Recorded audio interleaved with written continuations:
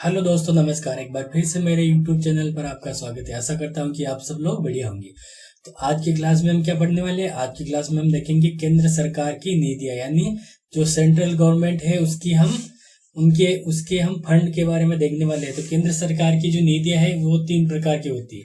पहली जो निधि है वो क्या है? संचित निधि या कंसोलिडेटेड फंड, जो कि संविधान के कौन से अनुच्छेद में आती है? ये 266(1) में।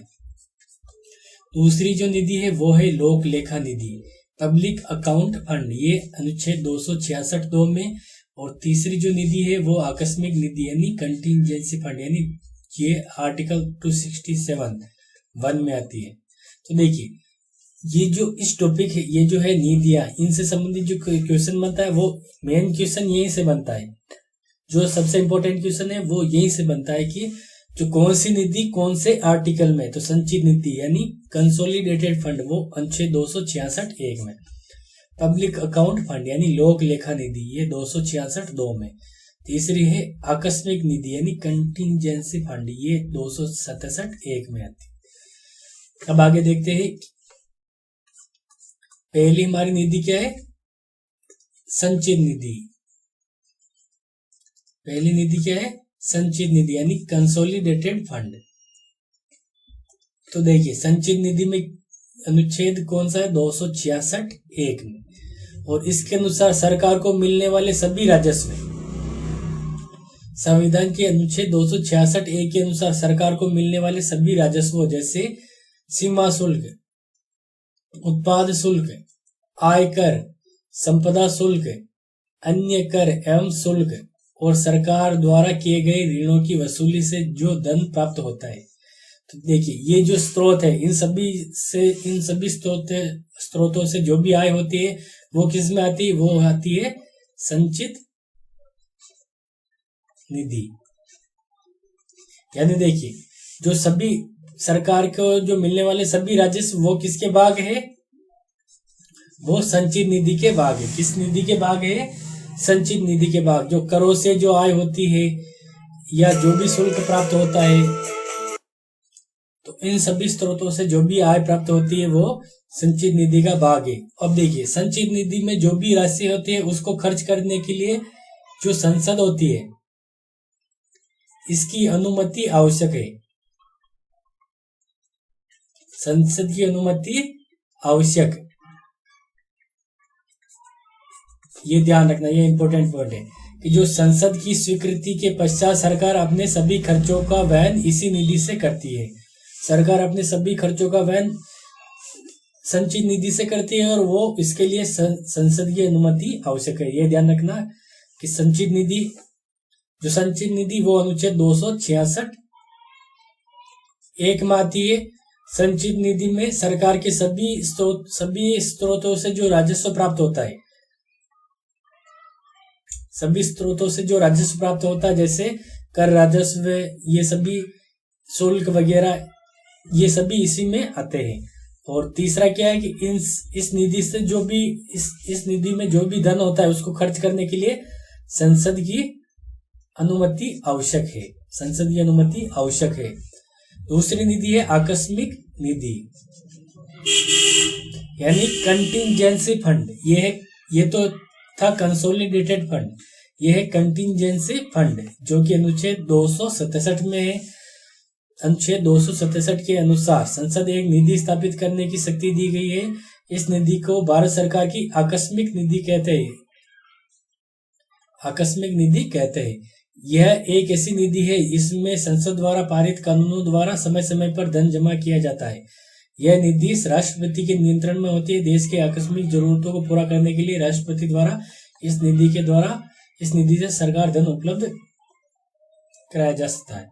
जो आकस्मिक निधि होती है, देखिए, ये अनुच्छेद 267 में है और ये किसके नियंत्रण में है? राष्ट्रपति।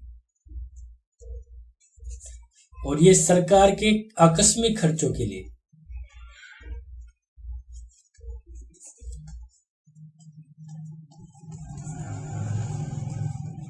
ये जो निधि है सरकार के आकस्मिक खर्चों हेतु होती है, आकस्मिक खर्चों के लिए होती है। और इसमें जो धन है उसको खर्च करने के लिए जो संसद होती है, संसद की अनुमति आवश्यक नहीं है, इसके लिए संसद की अनुमति आवश्यक नहीं है। लेकिन इसमें जो वापस धन जमा करेंगे, जैसे संचित निधि है, ये संचित निधि है, इसमें माना कि 500 करोड़ रुपए है, ठीक है। अब इन रुपयों को आकस्मिक खर्चों के लिए सरकार प्रयोग कर सकती है, लेकिन देखिए जैसे 500 करोड़ में से माना कि सरकार ने 400 करोड़ रुपए खर्च कर दिए और इसके लिए केवल राष्ट्रपति की अनुमति आवश्यक है, तो राष्ट्रपति की अनुमति से 400 करोड़ खर्च कर दिए। अब यहाँ पर कितने करोड़ बचे हैं? केवल 100 करोड़ बचे, इस अकाउंट में 100 करोड़ बचे। तो वापस जो 400 करोड़ इसमें ऐड करेंगे, तो ये 400 करोड़ ऐड करने के लिए संसद की अनुमति से ये 400 करोड़ संसद की अनुमति से ये 400 करोड़ वापस ऐड किए जाएंगे, तो ये ध्यान रखना। और तीसरी जो निधि है वो है लोक लेखा निधि, यानी पब्लिक अकाउंट फंड। लोक लेखा यानी पब्लिक अकाउंट, ये अनुच्छेद 266(2) में 266(1) में तो क्या था? कंसोलिडेटेड फंड था। देखिए लेन देन की प्रवाह, जहां सरकार केवल एक बैंकर के रूप में कार्य कर रही है, भारत सरकार के सार्वजनिक खाते में रिपोर्ट की जाती है। सार्वजनिक खाता यानी लोक लेखा, लोक लेखा यानी सार्वजनिक लेखा, एक ही बात है। तो देखिए लेन देन की प्रवाह, जहां पर सरकार केवल एक बैंकर के रूप में कार्य कर रही है, यानी देखिए इस अकाउंट में क्या है, सरकार एक बैंकर की बात ही कार्य करती है, यानी जिन लोगों का पैसा इस अकाउंट में होता है उनको सरकार वापस लौटाएगी। यानी ये जो अकाउंट होता है 266(2), इसमें जिन जिन लोगों का पैसा है सरकार उनको वापस लौटाएगी, सरकार वापस लौटाएगी। देखिए यह को संविधान की धारा 266(2) के अनुसार बनाया गया।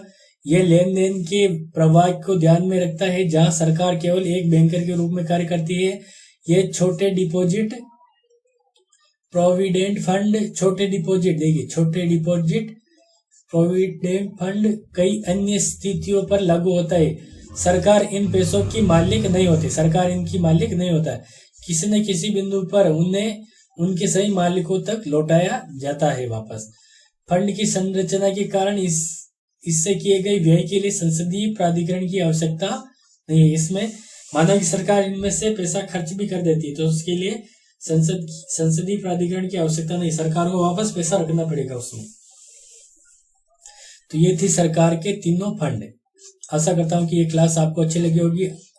अब आगे की क्लास में हम विभिन्न प्रकार की वस्तुओं के बारे में पढ़ेंगे, social, merit, mixed good, club goods, और भी इन सभी के बारे में हम डिटेल में पढ़ने वाले हैं।